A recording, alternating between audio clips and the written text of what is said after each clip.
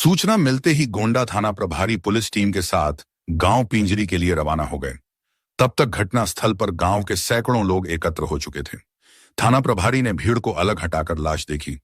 तत्पश्चात उन्होंने इस हत्या की सूचना अपने वरिष्ठ पुलिस अधिकारियों को भी दे दी और प्रारंभिक कार्रवाई में लग गए। थोड़ी देर में एसपी ग्रामीण और क्षेत्राधिकारी भी पुलिस टीम के साथ घटनास्थल पर जा पहुंचे। लाश के मुआयने से पता चला कि दिव्या की हत्या उस खेत में नहीं की गई थी, क्योंकि लाश को वहां तक घसीट कर लाने के निशान साफ नजर आ रहे थे। मृत दिव्या के शरीर पर चाकुओं के कई घाव मौजूद थे। जब जांच की गई तो जहां लाश पड़ी थी वहां से 300 मीटर दूर पुलिस को डालचंद के खेत में हत्या करने के प्रमाण मिल गए। ढालचंद के खेत में लाल चूड़ियों के टुकड़े, कान का एक टॉप्स, एक जोड़ी लेडीज चप्पल के साथ खून के निशान भी मिले। जांच चल ही रही थी कि डॉग एक्वायर्ड के अलावा फोरेंसिक विभाग भी अपनी टीम के साथ घटनास्थल पर पहुंच गए। घटनास्थल से बरामद कान के टॉप्स और चप्पलें मृतका दिव्या की ही थीं, जबकि लाल चूड़ियों के टुकड़े उसके नहीं थे। इससे यह बात साफ हो गई कि दिव्या की हत्या में कोई औरत भी शामिल थी। डॉग टीम में आई स्निफर डॉग गुड्डी लाश और हत्यास्थल को सूंघने के बाद सीधी दिव्या के घर तक जा पहुंची। इससे अंदेशा हुआ कि दिव्या की हत्या में घर का कोई व्यक्ति शामिल रहा होगा। पुलिस अधिकारियों की मौजूदगी में पंचनामा भरकर दिव्या की लाश को पोस्टमार्टम के लिए अलीगढ़ भिजवा दिया गया। पूछताछ में दिव्या के परिवार से किसी की दुश्मनी की बात सामने नहीं आई। अब सवाल यह था कि दिव्या की हत्या किसने और किस मकसद के तहत की थी। हत्या का यह मुकदमा उसी दिन थाना गोंडा में अज्ञात के खिलाफ भादंवी की धारा 302 के अंतर्गत दर्ज हो गया।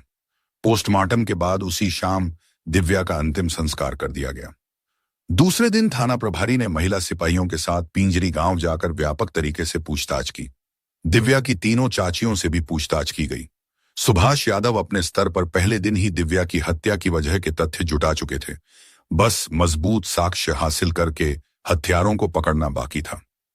दिव्या की सबसे छोटी चाची मोना से जब चूड़ियों के बारे में सवाल किया गया तो उसने बताया कि वह चूड़ी नहीं पहनती, लेकिन जब तलाशी ली गई तो उसके बेड के पीछे से लाल चूड़ियां बरामद हो गईं, जो घटनास्थल पर मिले चूड़ियों के टुकड़ों से पूरी तरह मेल खा रही थी।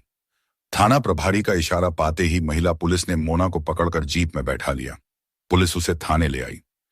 थाने में थाना प्रभारी को ज्यादा मशक्कत नहीं करनी पड़ी। मोना ने हत्या का पूरा सच खुद ही बयां कर दिया। सच सामने आते ही बिना देर किए गांव जाकर मोना के प्रेमी सोनू को भी गिरफ्तार कर लिया गया। सोनू के अलावा नगला मोनी के रहने वाले मनीष को भी धर दबोचा गया।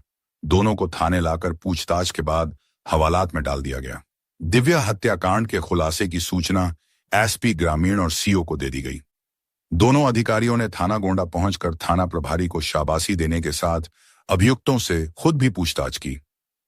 पूछताछ में मोना के साथ उसके प्रेमी सोनू व उसके दोस्त ने जो कुछ बताया वह कुछ इस तरह था। दिव्या ने सोनू को मोना के साथ शारीरिक संबंध बनाते देख लिया था। उसने चाचा के घर लौटने पर उसे सब कुछ सच सच बता देने की बात भी कही थी। उस समय बात खत्म जरूर हो गई थी, फिर भी डर यही था कि बाल बुद्धि की दिव्या ने अगर यह बात जयकिंदर को बता दी तो उसका क्या हश्र होगा। इसी से चिंतित मोना व सोनू ने योजना बनाई कि जयकिंदर के आने से पहले दिव्या की हत्या कर दी जाए। दिव्या हर रोज मोना के साथ ही सोती थी और अलसुबह चाची के साथ दौड़ लगाने जाती थी। कभी कभी वह दौड़ने के लिए वहीं रुक जाती थी, जबकि मोना अकेली लौट आती थी। दिव्या को दौड़ का शौक था, ये बात घर के सभी लोग जानते थे। इसीलिए हत्या में मोना का हाथ होने की संभावना नहीं मानी जाएगी। यह सोचकर मोना ने सोनू के साथ योजना बना डाली, जिसमें सोनू ने दूसरे गांव के रहने वाले अपने दोस्त मनीष को भी शामिल कर लिया। 26 दिसंबर को सोनू व मनीष पहले ही वहां पहुंच गए। मोना दिव्या को लेकर जब डालचंद के खेत के पास पहुंची तो घात में बैठे सोनू और मनीष ने दिव्या को दबोचकर चाकुओं से वार करने शुरू कर दिए। दिव्या ने बचने के लिए मोना का हाथ पकड़ा, जिससे उसके हाथ से 2 चूड़ियां टूटकर वहां गिर गईं। हत्यारे उसे खींचकर खेत में ले गए, जहां गर्दन काटकर उसकी हत्या कर डाली। इसी छीनाज पट्टी में दिव्या के कान का एक टॉप्स भी गिर गया था और चप्पलें भी पैरों से निकल गई थीं। दिव्या की हत्या के बाद ये लोग लाश को खींचते हुए लगभग 300 मीटर दूर गजेंद्र के खेत में ले गए। इसके बाद सभी अपने अपने घर चले गए। हत्यारा कितना भी चतुर हो, फिर भी कोई न कोई सबूत छोड़ ही जाता है, जो पुलिस के लिए जांच की अहम कड़ी बन जाता है। ऐसा ही साक्ष्य मोना की चूड़ियां बनी, जिसने पूरे केस का पर्दाफाश कर दिया।